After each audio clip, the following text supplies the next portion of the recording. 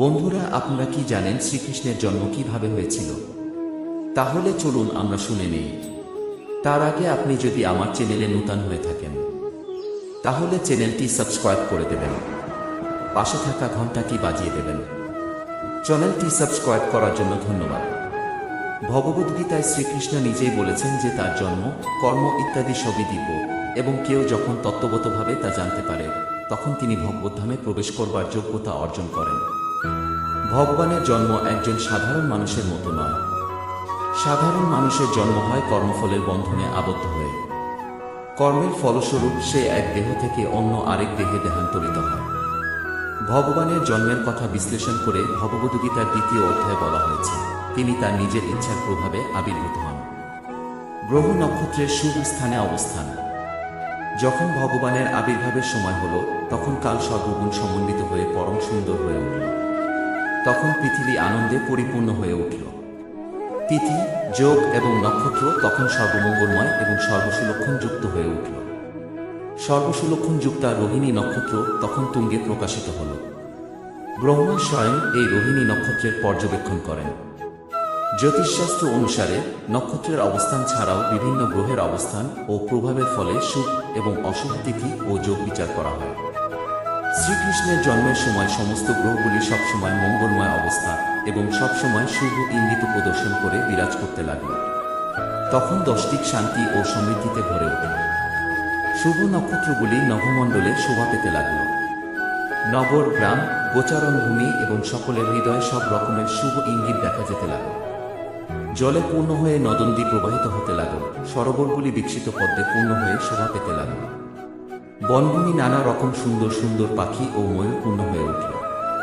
পাখিরা সুন্দর স্বরে গান গাইতে লাগল এবং সেই গানের ছন্দে ময়ূরেরা ময়ূরীদের সঙ্গে নাচতে শুরু করল। সুন্দর গন্ধ বহন করে বায়ু বইতে লাগল এবং শরীরের স্পর্শানুভূতি অত্যন্ত সুখকর বলে বোধ হতে লাগল। ব্রাহ্মণেরা অনুভব করল যে তাদের গৃহের পরিবেশ যজ্ঞানুষ্ঠানের অনুকূল হয়ে উঠেছে। আসরিক রাজাদের অত্যাচারে যজ্ঞ অনুষ্ঠান তখন প্রায় বন্ধ হয়ে গিয়েছিল। যজ্ঞের আগুন প্রায় নিভে গিয়েছিল, কিন্তু এখন তারা আবার প্রশান্ত চিত্তে আগুন জ্বালাতে সক্ষম হল। যজ্ঞ অনুষ্ঠান করা থেকে বঞ্চিত হওয়ার ফলে ব্রাহ্মণেরা অত্যন্ত বিমর্ষ হয়ে পড়েছিল, কিন্তু শ্রীকৃষ্ণের আবির্ভাবের সময় তাদের চিত্ত প্রসন্ন হয়ে উঠল, কেননা তারা নভমণ্ডলে ভগবান শ্রীকৃষ্ণের আবির্ভাব সূচক দিব্য শব্দতরঙ্গ শুনতে পেল। গন্ধর্ব এবং কিন্নরেরা সুন্দর সুরে গান গাইতে লাগল এবং সিদ্ধ ও চারণেরা ভগবানের গুণকীর্তন করে তার স্তব করতে লাগল। স্বর্গলোকে দেবতারা তাদের সহচরী এবং অস্পরাদের সঙ্গে সুল্লিত ছন্দে নৃত্য করতে লাগলেন। দেবতারা এবং মনীষীরা পুষ্পবর্ষণ করতে লাগলেন। সমুদ্রের উপকূলে তরঙ্গের মৃদু মৃদু শব্দ হতে লাগল এবং সমুদ্রের উপরে সুন্দর মেঘ বর্জন হতে লাগল। ভগবান শ্রীকৃষ্ণ চতুর্ভুজ রূপে আবির্ভাব। তখন ভগবান বিষ্ণু, যিনি সকলের হৃদয়ে বিরাজ করেন, তিনি রাতের গভীর অন্ধকারে পরমেশ্বর ভগবান রূপে দেবকীর সম্মুখে আবির্ভূত হলেন। পূর্ণচন্দ্র যেভাবে পূর্ব দিগন্তে উদিত হয় ঠিক তেমন ভাবেই পরমেশ্বর ভগবান আবির্ভূত হলেন। কেউ প্রশ্ন করতে পারে যে অষ্টমী তিথিতে শ্রীকৃষ্ণের আবির্ভাব হয়েছিল, তাহলে পূর্ণচন্দ্রের উদয় হল কি করে? এর অর্থ উত্তরে বলা হয়েছে যে শ্রীকৃষ্ণ চন্দ্রবংশে আবির্ভূত হয়েছিলেন, তাই চন্দ্র সেই রাত্রে অপূর্ণ থাকলেও সেই বংশে ভগবানের আবির্ভাবের জন্য আনন্দে উৎফুল্ল হয়ে সেদিন পূর্ণ হয়ে উঠেছিলেন। ক্ষমানিক্য নামক জ্যোতিষ শাস্ত্র গ্রন্থে ভগবানের আবির্ভাব সময়কালীন গ্রহ নক্ষত্রের অবস্থান খুব সুন্দরভাবে বর্ণিত হয়েছে। সেখানে প্রমাণ করা হয়েছে যে এই শুভ মুহূর্তে যে শিশুটির জন্ম হল তিনি হচ্ছেন পরম ব্রহ্ম। বসুদেব দেখলেন যে সেই অদ্ভুত শিশুটি চতুর্ভুজ। তিনি তার 4 হাতে শঙ্খ, চক্র, গদা এবং পদ্ম ধারণ করে আছেন। বক্ষে তার শ্রীবৎস চিহ্ন, কণ্ঠে তার কৌস্তব শোভিত কণ্ঠহার, পরনে তার পীতভূষণ, উজ্জ্বল মেঘের মতো তার গায়ের রং, বৈদুর্য মণিভূষিত কিরীট তার মস্তকে শোভা পাচ্ছে, নানা রকম মহামূল্য মণিরত্ন শোভিত সমস্ত অলঙ্কার তার দিব্য দেহে শোভা পাচ্ছে, তার মাথা ভর্তি কুঞ্চিত কালো কেশ রাশি। এই অদ্ভুত শিশুটিকে দেখে বসুদেব অত্যন্ত আশ্চর্য হলেন। তিনি ভাবলেন কিভাবে একটি নবজাত শিশু এই রকম সমস্ত অলঙ্কারে ভূষিত হল। তাই তিনি বুঝতে পারলেন যে শ্রীকৃষ্ণই তার পুত্ররূপে আবির্ভূত হয়েছেন। তিনি তখন অত্যন্ত উৎফুল্ল হয়ে উঠলেন। বসুদেব তখন ভাবতে লাগলেন, যদিও তিনি একজন সাধারণ মানুষ এবং বাহ্যিক দিক দিয়ে কংসের কারাগারে আবদ্ধ, তবুও পরমেশ্বর ভগবান বিষ্ণু তার স্বরূপ ধারণ করে তার সন্তান রূপে আবির্ভূত হয়েছেন। কোনো মনুষ্য শিশু এইভাবে চতুর্ভুজ রূপ নিয়ে অলঙ্কার এবং সব রকম দিব্য সাজে সজ্জিত হয়ে এবং পরমেশ্বর ভগবানের সমস্ত লক্ষণগুলি যুক্ত হয়ে জন্মগ্রহণ করে না। বসুদেব বারবার সেই শিশু সন্তানটির দিকে তাকিয়ে দেখতে লাগলেন এবং ভাবতে লাগলেন কিভাবে তার এই পরম সৌভাগ্যের মুহূর্তকে তিনি উদযাপন করবেন।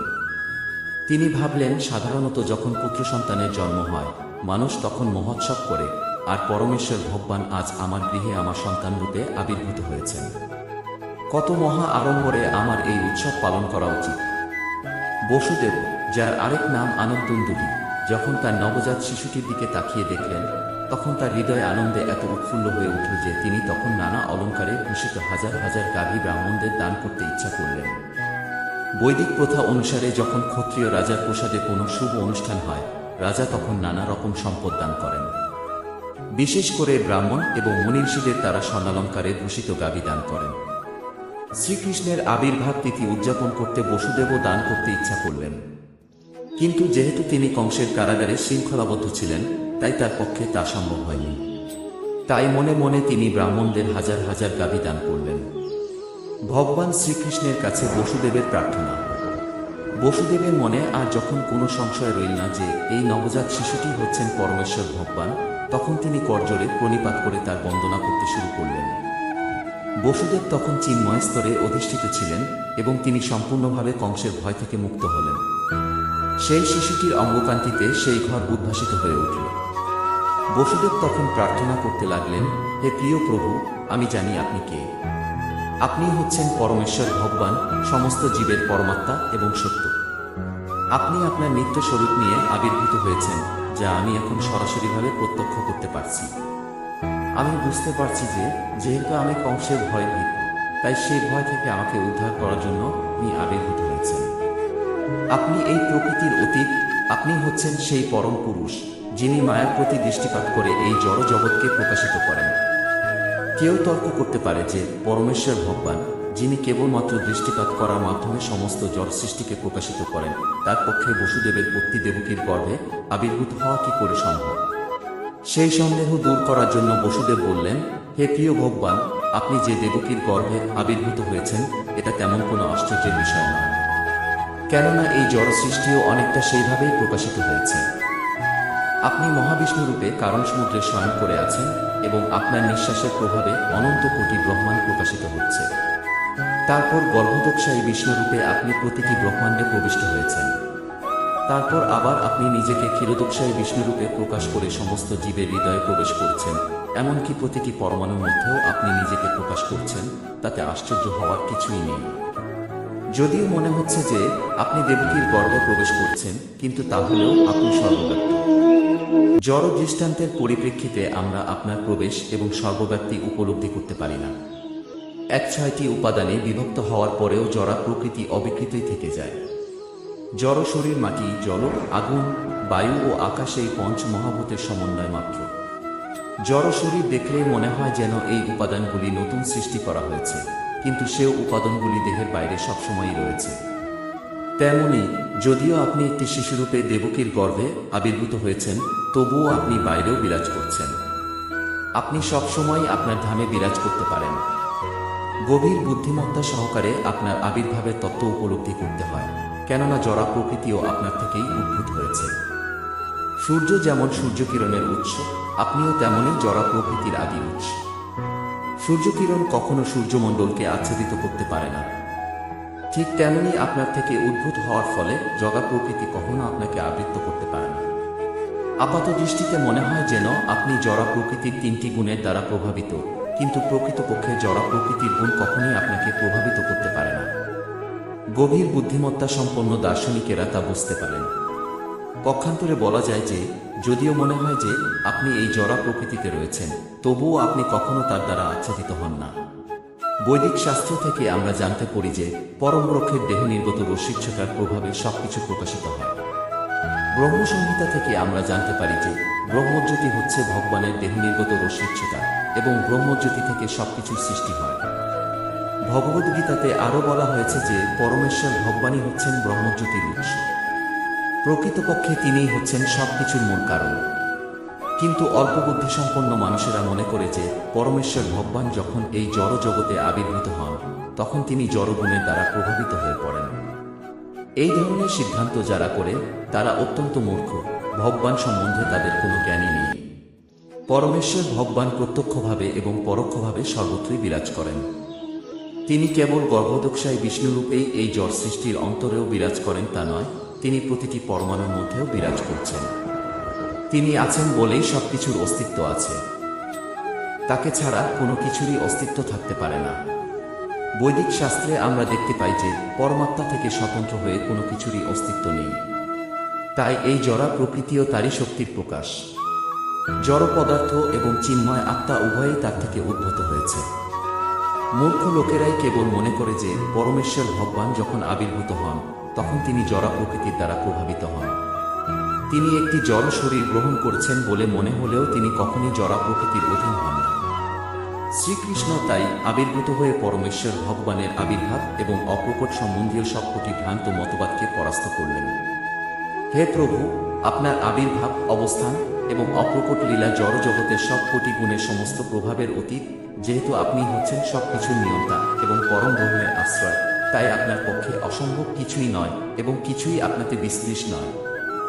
একজন সরকারি কর্মচারী যেমন রাষ্ট্রপ্রধানের অধীন কাজ করেন, জড়া প্রকৃতিও ঠিক তেমনই আপনার তত্ত্বাবধানে কাজ করেন। তাই আপনার পক্ষে কারো অধীনস্থ হওয়ার কোনো প্রশ্নই ওঠে না। পরব্রহ্ম এবং সবকিছুই আপনাকে আশ্রয় করে আছে এবং জড়া প্রকৃতির সমস্ত কার্যকলাপ আপনার দ্বারাই নিয়ন্ত্রিত হচ্ছে। আপনাকে শুক্লং বলে সম্বোধন করা হয়।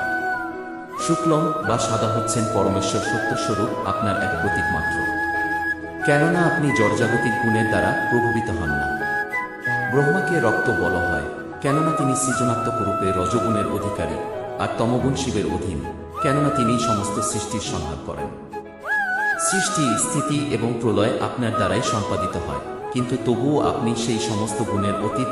বেদে বিহিত হয়েছে হরিহী নির্গুণ সাক্ষাৎ পরমেশ্বর ভগবান সর্বদাই জড়জাগতিক গুণের অতীত। সেখানে আরও বলা হয়েছে যে পরমেশ্বর ভগবানে তম ও রজগুণের কোনো রকম অস্তিত্ব নেই। হে প্রভু, আপনি হচ্ছেন পরম নিয়ন্তা পরমেশ্বর ভগবান, পরম ব্রহ্ম। আপনি সমস্ত সৃষ্টি